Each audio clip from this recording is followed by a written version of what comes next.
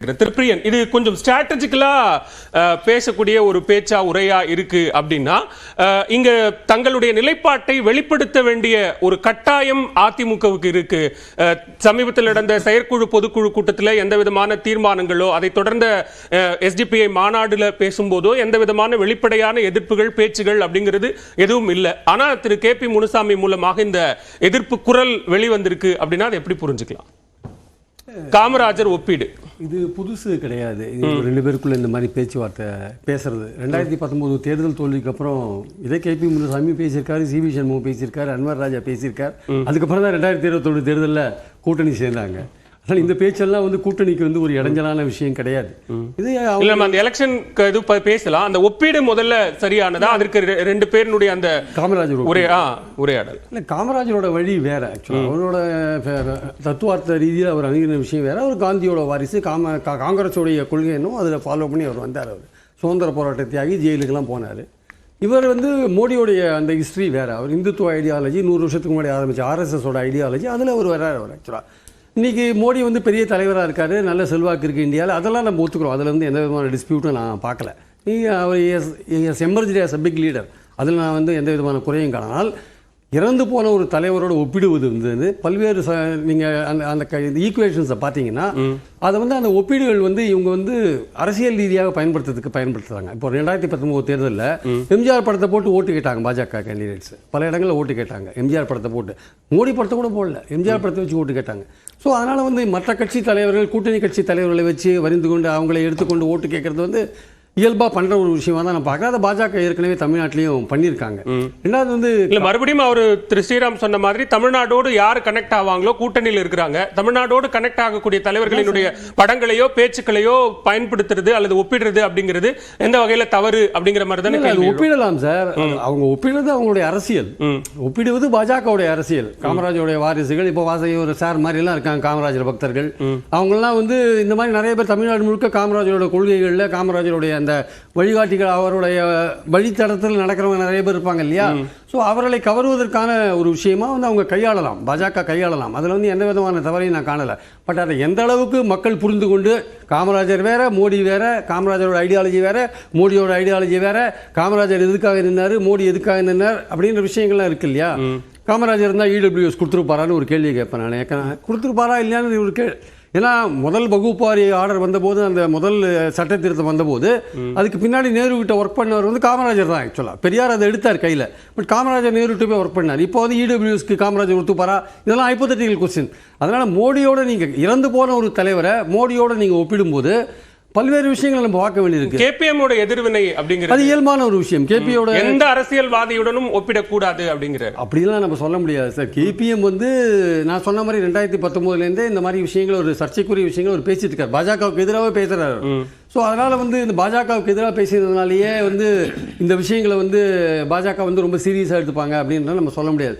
காமராஜரோட ஒரு ஒப்பீடுன்றது வந்து சரியான ஒரு ஒப்பீடு கிடையாது. ரெண்டு பேரும் வெவ்வேறு விதமான ஐடியாலஜி கொண்ட தலைவர்கள்.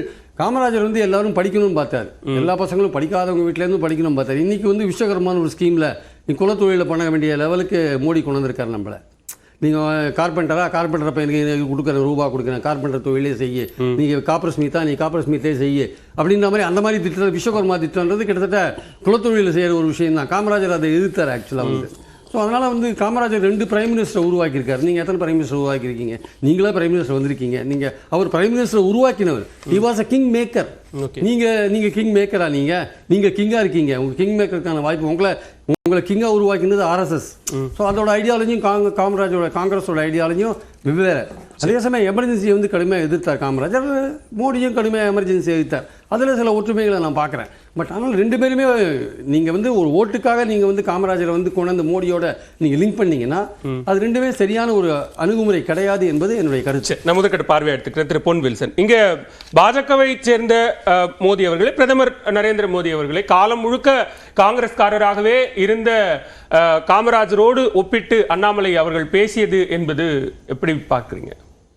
இல்லை, காமராஜர்ன்றது வந்து நம்ம வின்சன் சர்ச்சில் நினைக்கிறேன். அவர் மகாத்மா காந்தி இறந்த பொழுது அவர் எழுதின அந்த வாசகம் தான் ஞாபகம் வருது. இப்படி ஒரு மனிதன் எலும்போடும் சதையோடும் இந்த உலகத்தில் வாழ்ந்தான் என்பதை எதிர்கால சந்ததி நம்ப மறுக்கும்னு எழுதியிருந்தார். அந்த வார்த்தை காமராஜருக்கு பொருந்தும். அதனால் காமராஜரை இந்த உலகத் தலைவர்களில் ஒருவரோடும் ஒப்பிட்டு பார்க்க முடியாது. அது போல் ஒரு தலைவர் பிறக்கவும் முடியாது இன்றைய நடைமுறை காலகட்டத்துக்கு ஏற்ற மாதிரி.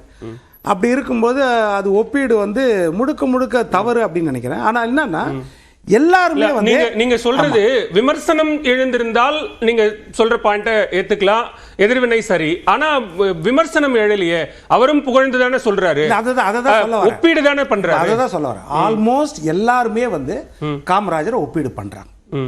நடைமுறையில் அது இருக்குது. இப்ப நம்ம மனசுக்குள்ள நம்ம சொல்லலாம். பட் நடைமுறையில் என்னன்னா காமராஜர்ன்ற ஒரு இலக்கண தலைவர் எல்லாருமே அதை ஒப்பிட பார்ப்பாங்க. ஒரு ஒரு ஒரு மக்களை வசீகரிக்கக்கூடிய தலைவர், ஒரு பாமரனாக இருந்து மக்களுக்காக வாழ்ந்த தலைவர்னா எல்லாருமே அவரை தத்தெடுக்க பார்ப்பாங்க. அந்த விஷயத்தில் தவறு கிடையாதுன்றதுக்காக நான் சொல்ல வரேன். ஆனால் என்ன ஒரு பார்வைனா, இப்போ சமூக நீதின்ற பார்வையில் சொல்லும் பொழுது ஒரு நெருடல் வருது. சமூக நீதி அப்படின் போது தமிழ்நாட்டில் வந்து மற்ற தலைவர்களை ஒப்பிட்டு சொல்லுவாங்க. எல்லா விதத்திலையும் காமராஜர் ஒப்பிடுவாங்க. சமூக நீதி மட்டும் கிடையாது. நிர்வாக திறமையோ, படிக்காத மேதையோ, கல்வி கண் திறந்தவரோ, அன்னதானம் கொடுத்தவர்களோ, மத்திய உணவு கொடுத்த எல்லா தொழிற்சாலை, தொழிற்பேட்டை எல்லா விதத்திலையும் வந்து காமராஜர் எளிமைக்கு சின்னம், எல்லா விதத்திலையும் காமராஜர் ஒப்பிடுவாங்க. ஒரு குறுகிய வட்டத்தில் சமூக நீதின்ற பார்வையில் ஒப்பிட மாட்டாங்க. அதுதான் அண்ணாமலை செய்தது ஒரு நெருடலாக இருக்குது. அப்படி இருக்குது. இது ஒன்று. இன்னொன்று நான் என்ன சொல்ல வரேன்னா, இது வந்து ஒரு பனிப்போர். இப்ப அண்ணாமலை என்னன்னா அடுத்த கட்டத்துக்கு வந்திருக்காரு. என்னன்னா இதுவரைக்கும் அதிமுக பிரிஞ்ச பிறகு அண்ணாமலை விமர்சிக்கவில்லை. எது எடுத்தாலும் மேலிடத்துல சொல்லுவாங்க, மேல சொன்ன பிறகுதான் சொன்னாங்க. அது என்ன இன்ஸ்ட்ரக்ஷனோ தெரியாது. முதல் முறையா திராவிட கட்சிகள்னா ஊழல் கட்சிகள், ஊழல் செய்திருக்காங்கன்னு இப்ப மறைமுகமா அதிமுகவையும் விமர்சனம் பண்ற சூழ்நிலைக்கு வந்து அவர் முன்னாடியே அந்த மாதிரியான விமர்சனங்களை முன் வச்சிருந்தாங்க. இப்போ அமைச்சர் டிஎம்கே ஃபைல்ஸ் மாதிரி அதிமுக அமைச்சர்கள் குறித்த ஏடிஎம்கே ஃபைல்ஸும் வெளியாகும்னு சொல்லிருந்து இப்போ கிமு கிபின்ற மாதிரி சொத்து குவிப்பு வழக்கில் தண்டனை பெற்றவர்கள் முதலமைச்சர்கள் சொல்லியிருந்தார். அதிமுக பிரிஞ்ச பிறகு நான் சொல்றேன். அதாவது அதிகாரப்பூர்வமா செயற்குழு பொதுக்குழுவை கூட்டி மாவட்ட தலைவர்களை, மாவட்ட செயலாளர்களை கூட்டி அவங்க தீர்மானம் நிறைவேற்றி பிரிஞ்ச பிறகு இவர் ஓபன் விமர்சனம் கிடையாது. அதே அதிமுகவுக்கும் பொருந்தும். இதான் சொல்ல வரேன் நான். அதான் சொல்ல விட மாட்டேன். இது வந்து இந்த பக்கம் இவர் வந்து இப்போ அதிமுக மேல அது வருது. இந்த பக்கம் என்னன்னா இவர்கள் வந்து முனுசாமி பேசுனது அண்ணாமலைக்கு பதில் இல்லை. எதிர்கட்சி வரிசையில் உட்கார்ந்து இன்னைக்கு வரைக்கும் சொல்லிட்டு இருக்காங்க பாருங்க, ரெண்டு பேரும் பிரியல, இது வரைக்கும் விமர்சனம் பண்ணல. அந்த விஷயத்திற்கு பதில் யார் எதிர்கட்சி வரிசை? முனுசாமி இல்ல. யார் எதிர்கட்சி வரிசையில பொதுவா எல்லாருமே திமுக முதற்கொண்டு கூட்டணி கட்சிகள். ஆமா, அதாவது இல்ல இவர்களுக்கு எதிர் வரிசையில், இவர்களுக்கு எதிராக வரிசையில் இருக்கிறவங்க இது வரைக்கும் எப்படின்னா அந்த சிறுபான்மை ஓட்டுக்காக அவர்கள் பிரியவில்லை, இது வரைக்கும் ஒரு வார்த்தை விமர்சனம் பண்றாங்களா அப்படின்ற விஷயத்துல இப்போ டைரக்டா அண்ணாமலையை தாண்டி மோடியை தாக்குறாங்க. மோடியை என்ன சொல்றாங்கன்னா, நீங்க வந்து தொழில் முனைவோர் மாநாடு குஜராத்ல போய் அவர்களை இன்வைட் பண்றீங்க, ஆனா நீங்க ஒரே நாடு, ஒரே தேர்தல், ஒரே மக்கள் அப்படின்ற ஒரே கலாச்சாரம் இதுக்குள்ள வரீங்க. அப்படி இருக்கும்போது குஜராத்ன்ற குறுகிய பார்வை பாக்குறீங்களோன்ற ஒரு சந்தேகம் வருது அப்படின்ற விதத்துல அதை சொல்றாங்க. திமுகவினுடைய அழுத்தம் காரணமாக இப்போ பாஜக எதிர்ப்பு, மோடி எதிர்ப்புங்கிற அந்த ஸ்டாண்டுக்கு அதிமுக ரொம்ப வெளிப்படையா அதை சொல்லணும்ங்கிற கட்டாயத்துக்கு ஆளாகிருக்காங்க. கிடையாது இல்ல, நீங்க சொல்றது அப்படிதான். திமுக ஒரு அச்சம், சிறுபான்மை ஓட்டு மாறிடுமோன்ற ஒரு அச்சம், அந்த ஒரு அச்சத்துல அவங்க சொல்லிட்டு இருக்குது. அதாவது நம்மளே விவாதிச்சிருக்கிறோம். இல்ல சொல்லி முடிக்கிறேன். முதல் ஜெயக்குமார் வந்து வெளியே சொல்லும் போது என்ன சொன்னாங்க, திமுக எடப்பாடி சொல்லி இன்னும் கூட்டணி பிரிஞ்சிச்சுன்னு எடப்பாடி சொல்லியேன்னு. அதுக்கடுத்து எடப்பாடி சொன்ன பிறகு அடுத்த கட்டத்துக்கு வந்துட்டாங்க. என்னன்னா இல்ல இன்னும் பிஜேபியை விமர்சிக்கலையா அவங்க அப்படின்னு. இப்ப அடுத்த கட்டத்துக்கு வந்துட்டாங்க. அப்படின்னு இப்ப என்ன சொல்றாங்கன்னா இது கூட உண்மை கிடையாது, அவங்க ஒன்னா சேர்ந்துருவாங்க அப்படின்னு. காரணம் என்னன்னா அந்த 80 லட்சம் இருக்கிற சிறுபான்மை ஓட்டு தான். அதுல வந்து 6%, 12%, 13% இருக்கும்போது 80 லட்சம் ஓட்டுல அது 20 லட்சம் ஓட்டு. இப்படி சொல்ற அதே சூழல்ல தான் எஸ்டிபிஐ மாநாட்டுல லட்சக்கணக்கில் சிறுபான்மை மக்கள் திரண்டு இருக்கிறாங்க. அங்க மாநாடு நடந்து திரு எடப்பாடி பழனிசாமி பேசி முடிச்ச பிறகாகவே முதலமைச்சர் வந்து சிறுபான்மை மக்களுக்காக நிறைய திட்டங்களை அறிவிச்சாங்க. அது அச்சம் காரணமாகத்தான் அப்படிங்க. அது முதல்ல எது அச்சம், எது சிறுபான்மை மக்களினுடைய நலனுக்காக செய்யறது அப்படிங்கிறதுலயே அப்ப எது அக்கறை, எது அரசியல் அப்படிங்கிற கேள்வி அங்க எழுதில்ல. இல்ல அதுதான் சொல்றேன். இப்போ அச்சமும் சரி அக்கறையும் சரி ஒரு அரசியல் கட்சி இருக்கணும். அது எந்த கட்சியா இருந்தாலும். எப்படின்னா வாக்கு வங்கி அரசியல் தான் இப்போ. who crosses the post first will win அவ்வளவுதான். நீங்க 1 லட்சம் ஓட்டு வாங்கிக்கிறீங்க, நான் 99,000 ஓட்டு வாங்கிக்கிறேன்னா நான் 0, நீங்க தான் வின், அவ்வளவுதான். இதுதான் இந்த அரசியல்ல எந்த வாக்கு வங்கியை நிறைவு செய்யணும் அந்த எண்ணம் எல்லாருக்கும் இருக்கும். இதுல எப்படின்னா காமராஜரோட ஒப்பிடு வந்து ஒரு பெரிய குற்றம் கிடையாது, ஆனா ஒப்பிட முடியாது, ஒப்பிடுவது பெரிய குற்றம் கிடையாது. ஆனால் அடுத்த கட்டத்தில் அவர் சொல்ற விஷயத்துல கேபி முனுசாமி விஷயத்துல நான் ஓரளவுக்கு உடன்படுறதுக்கு காரணம் என்னன்னா எல்லா இடத்துலயுமே வந்து தொழில் முனைவோர் மாநாடு நடக்குது. இந்த காலத்துல வந்து எஃப்டிஐ டைரக்ட் இன்வெஸ்ட்மெண்ட் வந்து எல்லாமே அதை பெருமையா நினைக்கிறாங்க. ஒவ்வொரு இதுவும் இப்போ உத்தரப்பிரதேசோட 33 லட்சம் கோடி நாங்க வந்து கொண்டு வர போறோம் அப்படின்றாங்க, எல்லாருமே பெருமையா. அந்த நேரத்தில் ஒரு மாநிலத்தில் மட்டும் குறிப்பிட்டு சொல்லும்போது அது ஒரு நெருடலா இருக்குது அப்படின்றது ஒரு உண்மைதான், ஒரு கசப்பான உண்மைதான்.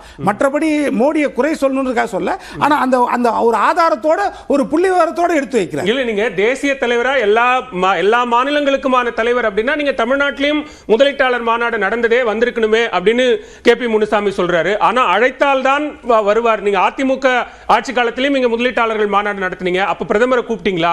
இப்போ பிரதமரை கூப்பிடாம அவர் ஏன் வரணும் அப்படின்னு பிரதமரை கூப்பிடணுன்றதுக்காக சொல்ல. இப்ப குஜராத்ல கூட அவங்க வந்து இன்வைட் பண்ணிருக்காங்கன்னா அவங்களுடைய மாநிலம்ன்றதுக்காக தான் சொல்லியிருக்காங்க, ஒரு ஃபார்மாலிட்டியா தான் சொல்லியிருப்பாங்க ஒழிய மற்றபடி அங்க ஒரு ஸ்பெஷல் அட்டென்ஷன் இவர் கொடுத்திருக்காரா இல்லையா?